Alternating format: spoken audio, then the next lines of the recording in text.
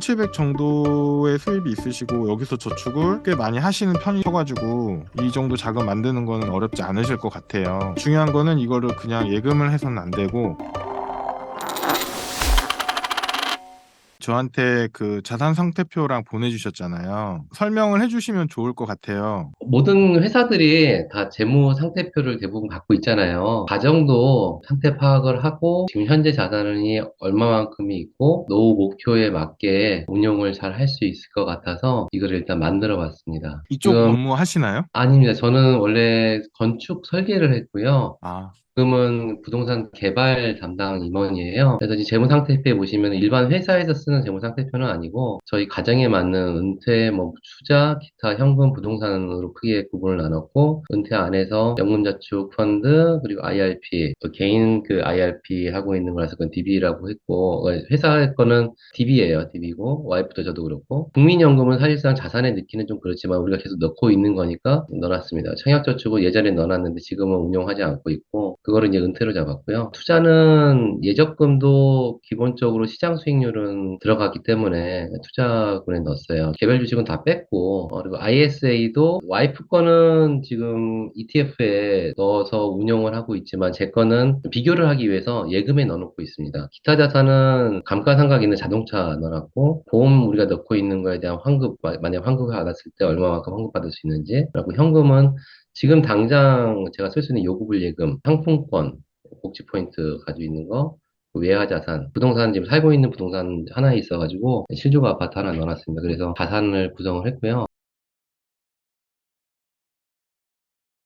매달 쓰는 카드가 14일날 나가기 때문에 그거는 이제 부채로 잡아놓은 상태고 운용자산표도 좀 말씀을 드릴게요. 운용자산표는 주식 그리고 채권 그러니까 ETF로 거의 다 돌리는 거 있죠. 그리고 아까 말씀드렸던 ISA 예적금 요구불 예금 이거 갖고 이제 운용을 하고 있는 자산이 총자산이 100으로 했을 때 한 19.5% 되고요. 나머지 비유동 자산이 한 80.5% 정도 됩니다. 이거 업데이트를 어느 정도에 한 번씩 하세요? 가계부를 한 20년 동안 썼어요. 꾸준히 처음에 만들기는 음, 힘들었는데 지금은 하루에 한 5분 정도 이렇게 웹프롤링 걸어놔가지고 현재 주식 가격 바로 업데이트 되게끔 그냥 누르면은 가고 어제 내가 얼마를 썼는지 뭐 현금 얼마 썼는지 카드 얼마 썼는지만 넣어놓으면은 바로 그냥 실시간으로 업데이트가 됩니다. 크롤링도 직접 다 만드시고요. 생각보다 쉽더라고요. 그냥 아, 걸어. 지금 은퇴 자산 되어 있는 것 중에 연금저축 펀드가 있고 DB형이 있고 IRP가 있는데 거기 은퇴자금 2억 4,800 중에 국민연금이 1억 2천 정도 있는 거네요. 예, 예. 국민연금이랑 IRP DB 퇴직금이라고 되어 있는 거가 지금 퇴직연금에 있는 거죠? 예, 회사에서 충당금으로 들어가 있는 것들이죠. 네네네. 그거는 DB형이시고, 6천 정도 있으시고, 국민연금하고 DB형은 건드릴 수가 없으니까 그거 두 개를 빼면 1억 원이 조금 안 되겠네요. 한 지금 8천? 은퇴군에서 말씀하시는 건가요? 네, 은퇴 부분에서. 그거 빼면은 5,480 나오네요. 5,400이고, 그리고 투자 항목에 있는 게 2억 1천만 원 정도 있는 거네요. 예, 그래서 합해서 2억 7,100. 합하면 2억 7천. 그리고 아파트가 현재 한 9억 7천 정도 예, 하나요? 예, 예. 네, 알겠습니다. 요것도 한번 설명해 주실 수 있을까요? 이거는 사실 네. 제 와이프한테 보고하기 위한 매달 네네네. 보고하기 위한 대시보드를 만든 거예요. 네. 그래서 밑에 이제 그래프는 제가 2018년도부터 지금까지 매달 기준으로 세전 수입, 세전 지출, 세후 지출, 저축을 흐름을 보여주는 거예요. 저한테는 저축률이 상당히 중요했거든요. 지금까지는 총각대는 한 90%까지 계속 유지를 했었어요. 근데 결혼하고 나서는 목표 저축률은 75% 이상 유지하려고 해요. 저축률이라고 하시면 수입 대비 저축의 금액 비율을 말씀하시는 건가요? 예, 가처분 수익 대비 네. 저축. 그러면 75% 저축하시는 거예요? 예, 지금 아, 그렇고 연말까지 가면 한 84% 나올 것 같아요. 금년에는. 엄청나게 많이 저축하시는. 1년 전쯤부터 다시 근무를 시작해가지고 다행히 수입이 좀 늘어났어요. 물 들어올 때 노젓는다고 그때 바짝 시드를 만들어야 겠다는 생각이 들었습니다. 궁금하셨던 거 있으신가요? 제가 가장 궁금했던 거는 연도별 캐시플로우, 그러니까 기대 수명을 100살로 보고, 그래도 좀 보수적으로 100살로 보고, 음, 쭉 뿌려놓은 게 있었는데, 준비해가는 연금 자산, 누적해가는 연금 자산의 엑시트 순서였어요. 제 시나리오별로 보면은, 연금저축, 보통예금, 정기예적금, IRP인가 퇴직연금, 청약저축, 연금저축, ISA, 그 다음에 이제 주택을 매각해서 하든지 아니면 그 주택연금을 받든지 그 순으로 엑시트를 잡았는데, 결국에는 이게 세금하고도 절대적으로 이게 연관이 있기 때문에 혹시 작가님이 권하시는 그러니까 엑시 순서라든지 이런 게 좀 있을까 좀 궁금했습니다. 알겠습니다. 일단은 제가 이제 주신 정보 가지고 시뮬레이션 한번 해봐 드릴게요. 76년생 남자분 같은 경우에 기대연명은 82세라고 나와 있어요. 통계청 예, 기준입니다. 예, 이 시뮬레이션에는 인플레이션을 2.1%로 잡아놨어요. 왜냐하면 과거 20년간 그 정도 인플레이션이 있어서 앞으로도 그럴 것이다라고 가정을 합니다. 미래 수익률에서 예금 수익률을 3.3%라고 가정을 했고요. 그러니까 이거 무위험 수익률을 역시도 넣으신 거죠? 예, 네, 맞아요. 예, 그래서 예, 이거 역시도 과거 22년간 평균 수익률을 넣었어요. 그 다음에 투자를 할 경우에 수익률은 8% 정도를 넣었어요. 목표 수익률로 보시면 될 것 같고요. 은퇴 나이는 이제 55세 얘기를 하셔서 일단 그렇게 해서 예, 예, 시뮬레이션 한번 해볼 거예요. 저축 가능 기간은 앞으로 8년 남아 있는 거고요. 은퇴를 하시고 죽을 때까지 27년 정도 그 돈으로 사셔야 되는 거고, DB형이라고 하셨는데 예. 현재 직장 근속 연수가 어느 정도 되세요? 지금 이 직장에서는 1년 됐어요. 아, 이직장 1년 되셨구나. 예, 네, 알겠습니다. 은퇴 후 생활비가 현재가로 400 정도면 은퇴 시점, 그러니까 55세 되시는 시점에는 470만 원 정도 되시고 사망할 때까지 인플레이션 계산하면 800만 원 정도가 되거든요. 그런 식으로 해서 인플레이션은 감안을 해놨고 지금 현재 금융 자산이 적어주신 건 2억이었는데 들어보면 한 2억 7천 정도 있으신 것 같아요. 예, 예, 운용할 수 있는 금융 자산 예. 이 정도 있으신 것 같고 이거 가지고 한번 시뮬레이션을 해볼게요. DB형이시니까 오른쪽으로 설명을 한번 드릴게요. 급여 인상률은 우리나라 지난 20년간 급여 인상률 통계값을 그냥 넣은 거예요. DB로 수령할 수 있는 퇴직금은 한 5천만 원 정도. 여기에서의 급여 기준은 40대 평균 수입 가지고 그냥 계산한 거예요. 현재 자산 2억 7천이 있고 은퇴 후에 현재 기준의 400만 원의 소비 수준을 유지하려면 3.3% 수준의 예금 금리만 받게 되면 한 달에 778만 원을 저축해야 된다라는 결론이 나와요. 현재 가치로 778만 원 저축해야, 예, 지금 시점에 매달. 그러니까 불가능하잖아요. 뭐 가능할 수도 있지만 예금으로 하면 이렇게 되고 돼. 투자를 하게 되면 8% 수익률이 난다는 가정하에 한 달에 211만 원 정도를 투자를 하면 됩니다. 첫 번째 포인트는 예금만으로는 너무 힘들지만 투자를 병행하면 어느 정도 노후 준비가 가능하다라는 게 어, 첫 번째 포인트예요. 7, 8%의 수익률은 충분히 가능하다고 저는 생각을 해요. 제 계좌 인증도 계속 하고 있잖아요. 4년 반 넘었는데 한 7.7% 정도 수익은 나고 있거든요. 예, 그래서 7, 8%는 가능하다라고 저는 생각을 하고 있고 한 달에 200만 원 이제 투자를 이제 추가로 해주시면 되는 거죠.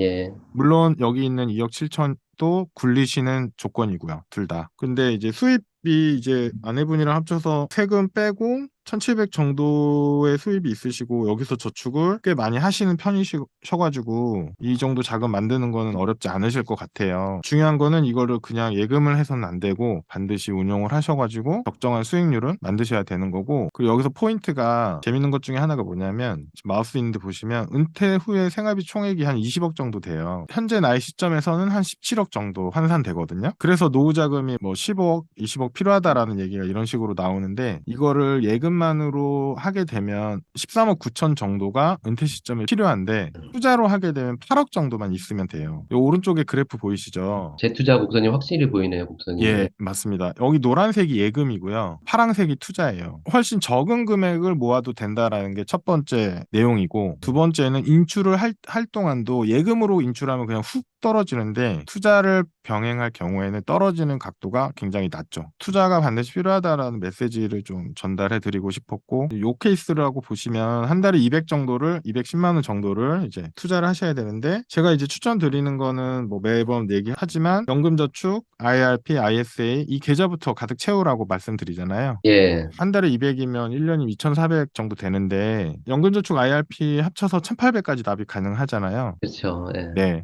그래서 그걸 가장 먼저 채우는 게 유리한 것 같고요. 저희도 금년부터는 그거를 지금 채우려고 목표로 네네네. 그 다음에 ISA 채우면 되고, 이걸 아내분까지 합치면 곱하기 2가 돼요. 절세 계좌만 7,600어치 넣을 수가 있거든요. 절세 계좌를 활용하기에 그렇게 부족한 금액은 아닌 것 같아요. 매년 7,600 넣을 수 있는 사람 많진 않거든요. 네, 그래서 그걸 최대한 활용하실 필요 있고, 55세까지 생각을 하시면 55세에 어차피 연금 인출을 계획을 하셔야 되니까 그 전에 많이 만드실 필요가 있고, 그다음 인출을 하시는 거는 저도 지금 굉장히 고민 중인데, 제가 요즘에 진지하게 연금 인출에 대해서 공부를 하고 있어요. 마법의 연금 굴리기나 여기에도 이제 인출에 대해서 간략하게 쓰긴 했는데 사실은 좀 더 복잡하거든요. 생각난 김에 말씀드리면, 연금에 돈을 넣어가지고 1년에 1200 이상 인출을 하면 종합소득세 대상이 되잖아요. 그 질문 되게 많이 받았어요. 작가님은 연금에 되게 많이 넣는 걸로 알고 있는데 세금은 어떻게 할 거냐, 이런 질문 되게 많이 받았거든요. 최근에 제가 올렸던 영상 보셨는지 모르겠는데, 연금저축보험이랑 연금보험이랑 연접한 비교한 영상 혹시 보셨어요?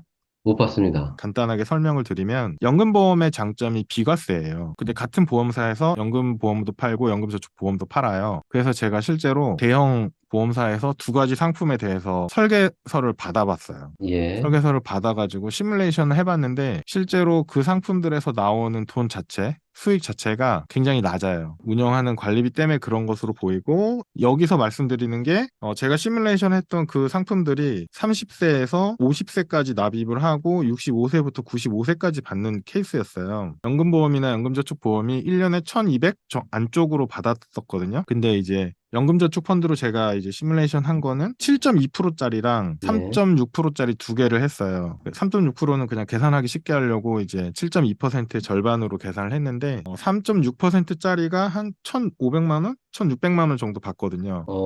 차이가 3, 400 나네요. 그쵸. 이제 질문이 들어오는 게, 그거 세금 내지 않냐? 세금 내죠.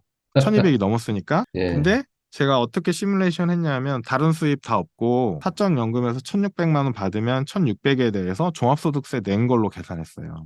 그러면 거의 없지 않아요? 이거는, 몇십만 원 돼요. 몇십만 원 세금을 내도 남잖아요. 7.2% 수익 나는 케이스도 계산을 했거든요. 그게 더 예. 메인이긴 한데, 그거는 연금 수령액이 6천만 원이에요. 1년에. 그래서 한 1천만 원 정도 세금 나가거든요. 980 얼마 정도. 세금 빼고 5천만 원 실수령액이 생겨요. 1200을 초과하기 때문에 종합소득, 소득세. 종합소득세나 예, 분리과세 중에 선택해서 내야 예, 되잖아요. 그 정도 금액 되면 이제 분리과세가 더 유리하거든요. 그러면 16.5% 세금을 내는 거예요. 6천만 원에 대해서. 예, 그러면 세금만 한 1천만 원 나가거든요. 그 이제 세금이 많이 나가지만 중요한 거는 수익 금액이 실수령이 5천 정도 되거든요. 예. 세후로 봤을 때 연금보험이나 연금저축보험이 1,200 정도 받는데, 연금저축펀드는 세후로 5천 정도로 받는 거죠. 그러니까 이제 비교할 대상이 아닌 거죠. 세금도 수익이 있어야 내는 거고 수익보다 더 많은 세금을 내진 않잖아요. 제가 그 영상을 찍은 이유도 저도 궁금해서 한번 시뮬레이션 해본 거고 비교를 해본 거죠. 세금 자체가 그 메인이 되지는 않더라라는 게 제 결론이었거든요. 세금과 관련해서 연금 일출하는 전략은 저도 지금 공부를 하고 있어요. 제가 써야 돼서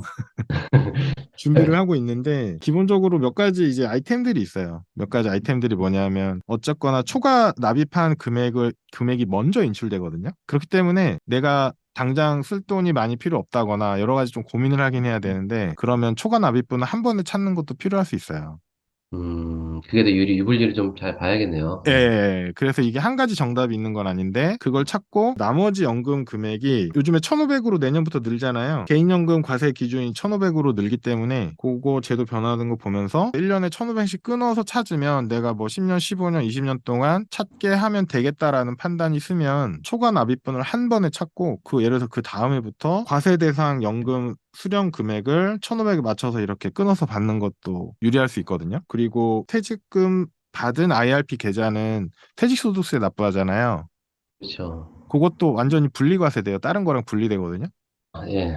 그래서 그거는 되게 활용하기가 되게 좋은 음, 아이템이긴 하죠. 뭐 지금 생활비가 좀 필요하다면 지금 좀 땡겨 쓰고, 만약에 그렇지 않으면 나중에 써도 되는 그런 거고, 세액공제 받은 애들만 좀 과세를 신경 쓰면 되는데, 그거는 사실은 세액공제 받은 금액이 굉장히 많이 모였으면 세금을 내면서 찾는 것도 방법이긴 해요. 아직 시간이 조금 있으시니까 계속 납입을 하시면서, 제가 아마 정리가 잘 되면 뭐 책으로 내지 않을까 싶긴 하거든요. 예, 그때 또 책으로 또, 제 자료를 지금 엄청 많이 찾아보고 있는데 이게 깔끔하게 정리된 데가 없어요. 어떻게 할까 이제 여러 가지 시뮬레이션을 머릿속으로 생각을 하고 있는데, 중요한 거는 잘 쌓아놓기만 하면 찾는 게 뭐가 문제냐. 세금을 내도 괜찮다.